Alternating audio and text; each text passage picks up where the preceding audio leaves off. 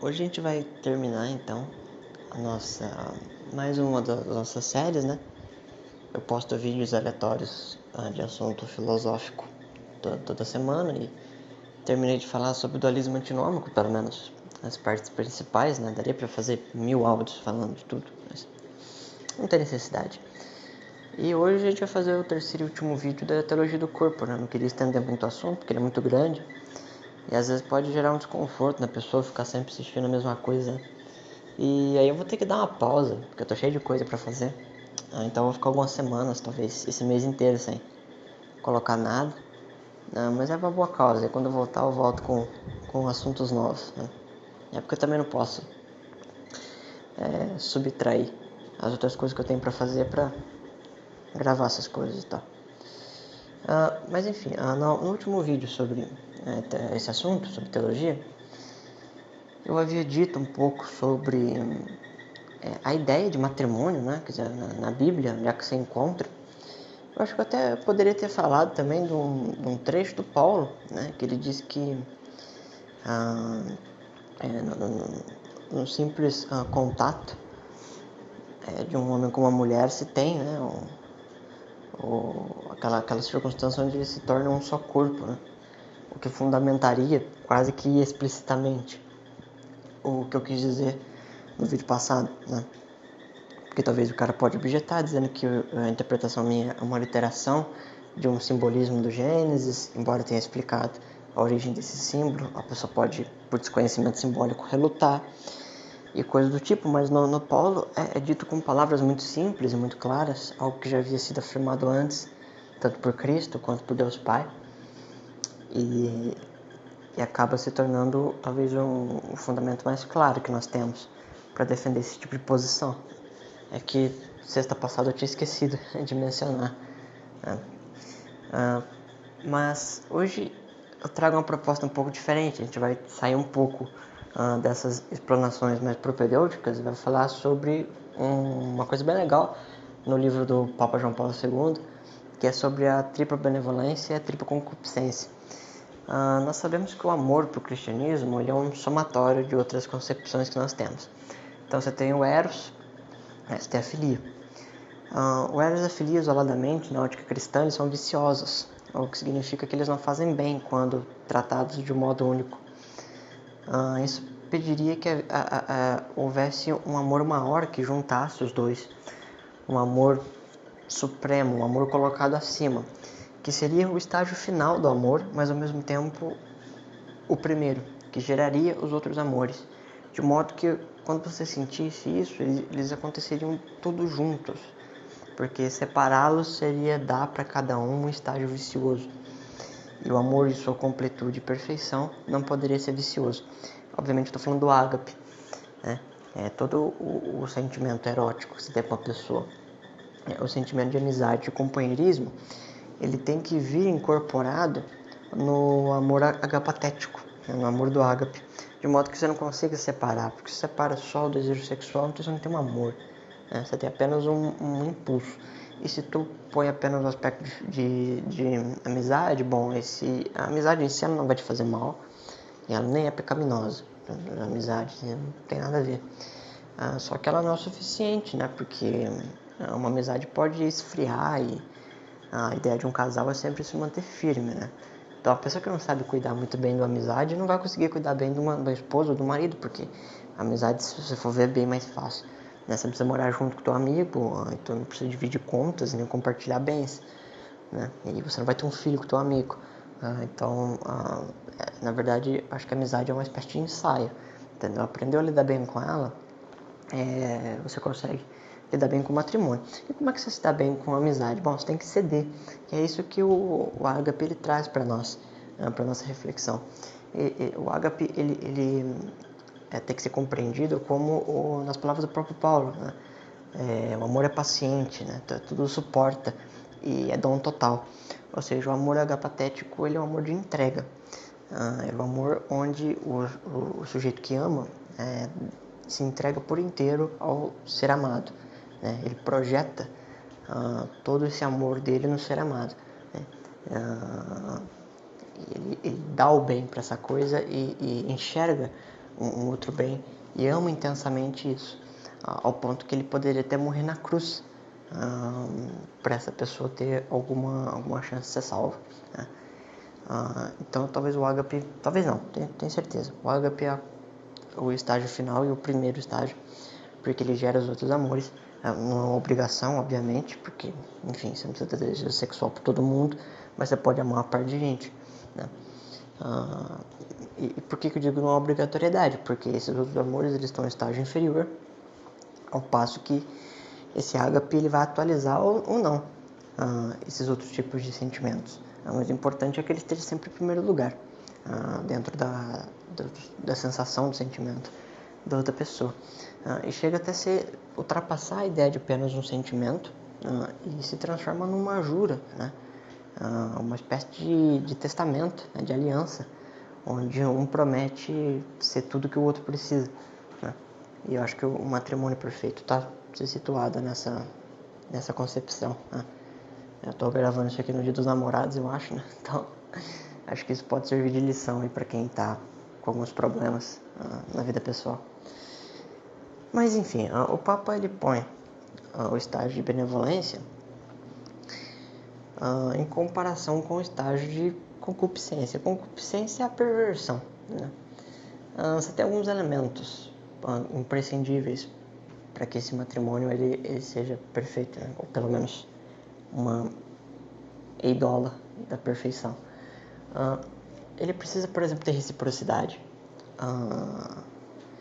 o que significa que o amor ele tem que voltar, né? O amor de Cristo por nós não precisa necessariamente voltar. Aliás, nem tem como, a gente não consegue amar Cristo como Cristo ama a gente, né? Eu não faria por ele o que ele fez por mim, entendeu? Eu sei que é meio filho da puta dizer isso, mas é a verdade, eu não daria conta. Por mais que eu quisesse, não tem como, entendeu? Agora, dentro do matrimônio, se um só se entrega, se um só faz a coisa certa e o outro não, a gente tem problemas, né? Ele não flui muito bem. Então o marido se entrega muito e a mulher menos, ou a mulher se entrega demais e o marido não.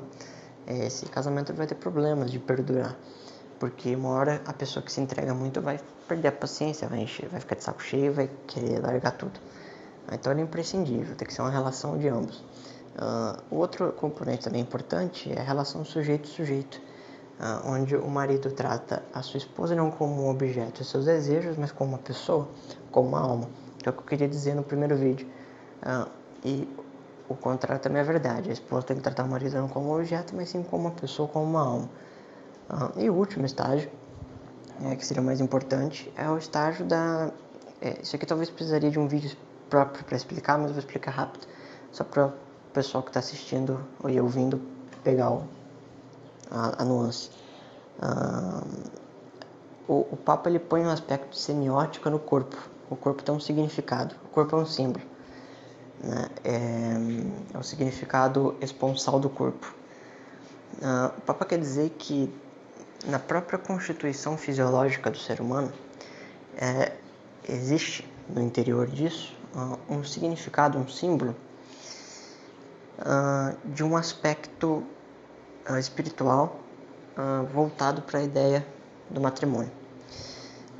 O que significa que Deus imprimiu no homem e colocou no homem uma semiótica, um significado, até uma semântica, de que a constituição daquele corpo deveria ser uma espécie de índice de determinação do tipo de relacionamento que aquela pessoa deveria ter. Por isso, por exemplo, um homem não poderia gostar de outro homem, uma mulher de outra mulher. O corpo masculino daria uma determinação para essa pessoa que ela deveria ir atrás de uma mulher. E, portanto, o corpo dele seria um templo, da qual tem uma meta já definida. Pouco importa qual vai ser a pessoa que ele vai usar para concluir-se a meta. E para a mulher também serviria a mesma coisa. E aí, então, se a gente fazer essa escala da reciprocidade, do sujeito-sujeito e do significado esponsal do corpo, a gente consegue agora traçar a concupiscência, porque a concupiscência não é substancial, ela é apenas perversões das outras coisas. Então, por exemplo, qual que seria a perversão da relação recíproca? Aliás, falar primeiro da sujeito-sujeito. Seria a relação sujeito-objeto, entendeu? Onde, na verdade, tu faz uma concupiscência da carne, né? Afinal de contas, a pessoa, você vai analisar a pessoa, aliás, concupiscência da carne não, concupiscência dos olhos. Porque você vai olhar para a pessoa, você não vai ver uma pessoa, você vai ver um objeto sexual, uma boneca, tá entendendo?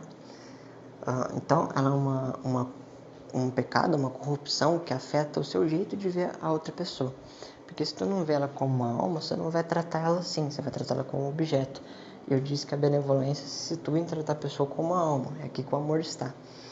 Então é uma perversão da cosmovisão da pessoa, como se você fosse um filtro na retina do sujeito e faz ele enxergar uma coisa que não está lá, entendeu? É só uma projeção dessa própria retina, uma imagem espelhada de alguma coisa ruim, que substitui a forma da beleza que Deus fez e que o diabo corrompe. A concupiscência da carne, agora sim, seria a oposição da relação recíproca, né? Porque essa relação recíproca, ela pede uma entrega, né? Ela pede um gesto emitivo, de uma pureza do corpo e da espiritualidade da pessoa. E uma concupiscência que faz isso, ela se restringe, né? Ela já não analisa a coisa do mesmo jeito que se analisaria numa benevolência. Ela já trata a coisa como um aspecto de inferioridade.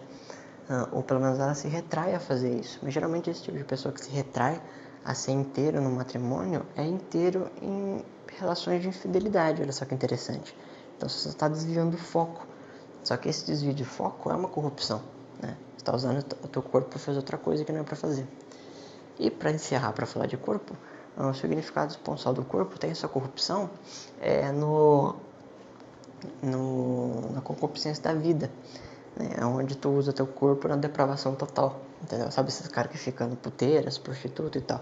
São as pessoas dessa super depravação que já não respeitam a semiótica do organismo delas, porque ele não é apenas fisiologia, não é apenas impulsos e instintos, mas ele também tem uma simbologia espiritual. E essa simbologia espiritual, quando não respeitada, ela só não é respeitada numa circunstância onde se utiliza o corpo para fazer qualquer coisa. Orgias, incesto e coisas do tipo. Não são apenas uma violação moral, né? Não toca apenas no tema da moral, mas toca no tema da ética também, porque a moral é a morada da ética. Então ela toca um aspecto mais profundo e que geralmente nos causa muito mais espanto para quem está preocupado com esse tipo de coisa, porque sabe que afetar a ética é uma coisa muito séria. Então esses são os 3 estágios e é legal porque aí você consegue entender que a benevolência ela reside inteiramente no coração da pessoa, né? O corpo é apenas um receptáculo e a concupiscência, derretendo a beleza do coração, utiliza o corpo como receptáculo do mal. E aí Cristo no Sermão do Monte fala, né, que toda vez que você olhar para uma mulher com um desejo impuro, você já cometeu um adultério com ela no seu coração. O adultério é basicamente uma traição. E aí tu fala, pô, mas eu não tenho nada com essa moça. Por que seria uma traição? Porque, cara, ele está falando de uma traição potencial, porque no teu coração você já limou na contemplação dela todos aqueles aspectos que fariam você ter uma relação bonita com ela. Então os princípios, os pressupostos, as três chaves benevolentes, elas são afetadas pelo modo como você a enxerga. E aí então o que significa que se você tem alguma coisa com ela, você só ia usar o corpo como receptáculo para atualizar esses pressupostos ruins que você colocou na tua cabeça, de tratar ela apenas como uma megera, uma biscate, com qual você só teria algum contato íntimo com ela e depois não gostaria de ter mais nada sério. E o pior é que tu, nesse ato, faria um matrimônio com ela, né, cara? E aí tu não quebraria esse matrimônio por ser espiritual. E é brabo porque depois você poderia ter essa relação com outra pessoa. Então você teria várias esposas, entrando numa poligamia que é proibida, né? Então você percebe que quando Cristo fala do coração, embora ele use uma linguagem simples, ele está querendo dizer algo muito complexo que os teólogos fazem questão de destrinchar. Eu acho que a principal lição que a gente recebe nesses estudos de teologia do corpo é a gente aprender a cuidar bem do nosso organismo, porque ele tem que ser usado como receptáculo de algo que a nossa alma emite. O que significa que a gente tem que cuidar da alma também, para a gente fazer o máximo possível e não emitir coisas ruins. A gente sabe que o pecado é inevitável, mas isso não é pretexto para a gente deixar de lutar contra o mal. Aliás, por experiência própria, posso dizer que o mal, ele sonda a gente bastante. Mas o nosso Deus também sonda a gente, ele sonda os nossos rins e os corações, e acessa coisas que o demônio jamais pode acessar. Então, por mais que às vezes seja difícil de nos controlar e de moderar os nossos pensamentos, é muito útil que você faça o esforço máximo que cada pessoa consegue fazer para compreender que as outras pessoas não são apenas objetos, mas elas têm uma parcela de sujeito nelas. Elas são um mistério, né? E o amor é a aceitação total do mistério. É você olhar para o outro e não entender o outro apenas como uma coisa, mas como um milagre de Deus, né? Entender o outro como uma vida, uma coisa que você jamais vai poder criar, jamais vai poder modelar, jamais vai ter acesso a 1% do que aquela coisa é. Mas você se dispõe a aceitar aquilo de todo o coração e enfrentar o que tiver que ser enfrentado, né? Fazer o sacrifício que tiver que ser feito e jamais abandonar aquela alma que você se propôs e jurou a Deus cuidar, né? E como diria o Mário, tudo isso é Cristo em nós.